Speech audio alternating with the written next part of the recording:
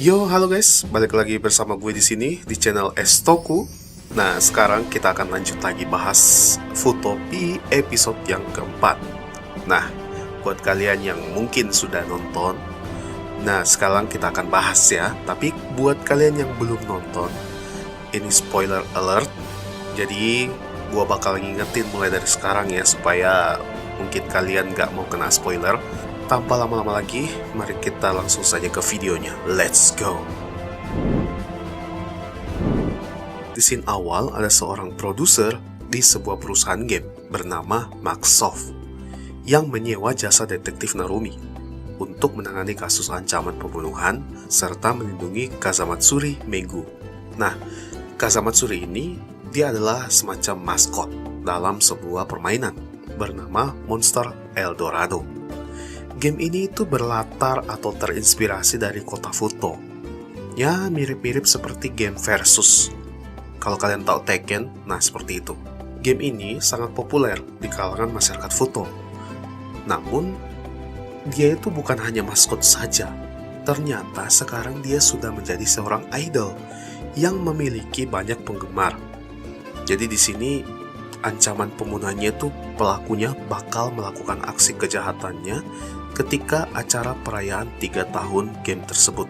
Di saat produser ini menjelaskan, ada seorang programmer dari game Monster Eldorado ini, ia bernama Moriguchi, yang sedang memprogram beberapa gamenya. Jadi dia sementara sibuk sendiri gitu loh.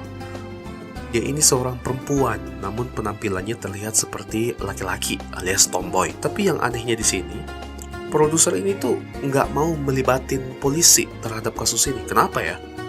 Kemudian kejadian mengagetkan terjadi. Ternyata si Moriguchi cewek tomboy ini dialah sosok Kazamatsuri Megu yang disembunyikan identitasnya oleh produser. Jadi inilah alasan kenapa produser nggak mau melibatkan kasus ini ke polisi. Karena takut bakal terpublikasi pada masyarakat. Shotaro dan Akiko pun sampai shock setelah mengetahui Moriguchi ini adalah Megu. Soalnya beda banget penampilannya after and before. Sebenarnya Moriguchi ini nggak ingin menjadi seperti itu. Namun inilah satu-satunya cara untuk mempromosikan gamenya agar ramai yang memainkan gamenya. Di sini Shotaro merasa kalau produsernya itu sangat memaksakan programmernya atau kayak membudak gitu loh menjadi seorang idol. Kemudian di sini Akiko dan Shotaro itu berpencar. Shotaro itu pergi ke kantor untuk memberitahukan kasus ini pada Philip, dan sedangkan Akiko pergi mengawal Moriguchi karena si Moriguchi ini bakal tampil di acara perayaan 3 tahunnya. Setibanya Shotaro di kantor, dari luar itu udah kerasa tuh aura-aura yang gak baik. Dan ternyata ada si Philip dan Tokime yang sedang bertengkar. Ya, di sini Philip itu merasa gak nyaman pada Tokime. Menurut dia Tokime ini orang yang blak-blakan, tidak pikir perasaan orang lain. Dia merasa tidak sefrekuensi dengannya. Begitupun juga Tokime. Tokime merasa tidak sefrekuensi juga dengan Philip, karena Philip itu selalu mengguruinya katanya. Ya wajar lah, biasa pertengkaran yang sudah biasa terjadi di kalangan anak muda kan. Lalu Shotaro dan Tokime berangkat ke acara itu untuk mengawal si Megu di acara perayaan. Di sini terlihat Megu ini seperti orang yang kurang percaya diri. Dia takut, malu, semua itu tercampur aduk. Yang mengherankannya di sini, kenapa di saat penting seperti itu produsernya tuh nggak ada? Why?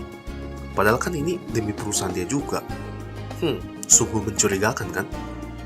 Kemudian kita juga di sini diperlihatkan Dopan yang berbentuk capung lagi mangkal, udah kayak Spider-Man tuh, di sekitar acara dan bersiap untuk melakukan aksi kejahatannya. Di sisi lain, Monako alias Kazamatsuri Megu ini mau nggak mau harus tetap tampil di acara tersebut. Pada akhirnya, muncullah aura profesionalnya dia dalam pekerjaannya. Seakan-akan dia orang yang berbeda, padahal tadi malu-malu ini udah berani maju gitu. Dia tampil dengan elegan, indah, demi penggemarnya. Tokime pun sempat terkejut dengan perubahan yang ada pada Monako. Kayak sekejap gitu, dia kayak ganti kepribadian gitu loh. Di pertengahan acara, tiba-tiba si Doppan capung ini menyerang Monako. Shotaro langsung lari untuk melindungi Monako, namun dia terkena serangan capitannya, sehingga Shotaro nggak bisa bergerak sama sekali. Karena tidak ada yang melindunginya, Doppan ini pergi membawa kabur Monako ke atas gedung untuk menghabisinya. Namun untungnya di sini Shotaro dan Tokime datang tepat waktu ya. Kemudian berubahlah Shotaro dan Philip menggunakan form Cyclone Joker dan bertarung melawan Doppan ini. Dan baru diketahui juga, Doppan ini tuh bernama Meganeura. Nah, Meganeura ini itu sejenis capung raksasa yang hidup di zaman kuno. Philip menyarankan pada Shotaro kalau jangan menyerang dia dengan jarak dekat. Jadi, di sini mereka mengganti kekuatan dari Cyclone Joker ke Cyclone Trigger agar bisa menyerang dari jarak jauh. Soalnya kan form Trigger itu punya senjata ya. Di satu sisi, ada si Kijino Bando alias Aura Doppan yang mengawasi pertarungan mereka dari jarak jauh. Di sini juga terlihat seperti Kijino ini udah mengetahui seluruh kekuatan double. Entah apa sebenarnya tujuan Kijino ini, kita belum tahu sampai sekarang. Setelah itu, Shotaro mencoba menggunakan memory brick untuk menghancurkan gaya memorinya. Namun ternyata itu nggak mempan sama Doppan ini. Doppan ini terlihat sangat membenci Monako juga, maka dari itu dia ingin membunuhnya. Lalu tiba-tiba Doppan ini mengeluarkan kekuatan rahasianya, entah dari mana datangnya.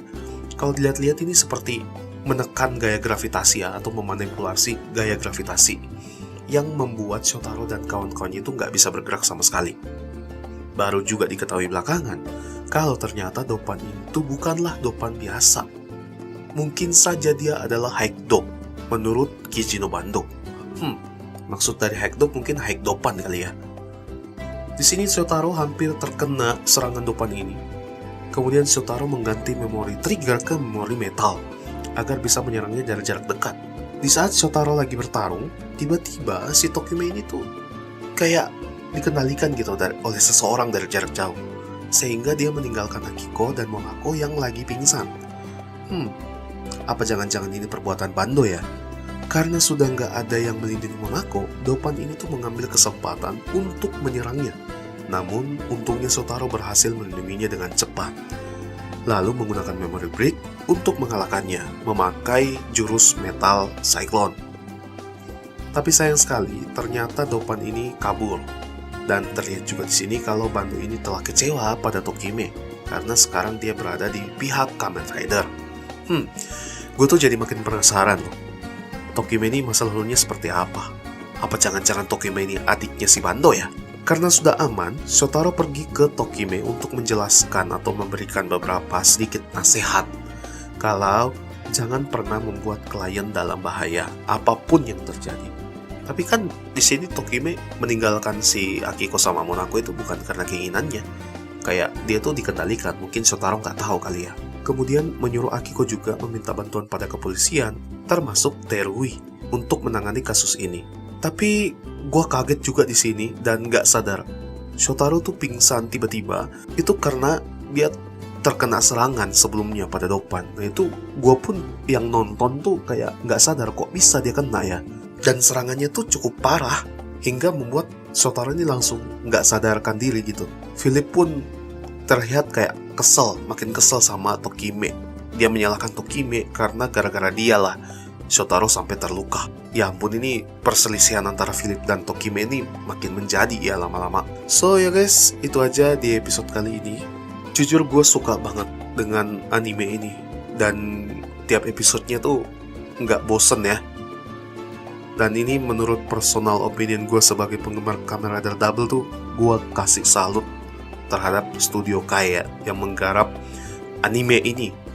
Semoga kedepannya dipertahankan ceritanya seperti ini, nggak drop ya, mudah-mudahan. Dan kita sebagai fans tokusatsu, jadi nyaman dan tetap nonton anime ini gitu. Ya semoga lah. Dan buat kalian yang nonton video ini dari awal sampai akhir, terima kasih banyak. Like video ini kalau kalian suka, dislike kalau kalian gak suka. Subscribe channel ini supaya channel ini semakin berkembang ke depannya. Jangan lupa juga aktifkan tombol lonceng agar kalian tidak ketinggalan video-video dari channel Stoku. Oke, Segitu aja teman-teman untuk video kali ini. Gua admin Kirito, mohon undur pamit. Akhir kata, ciao. Bye-bye.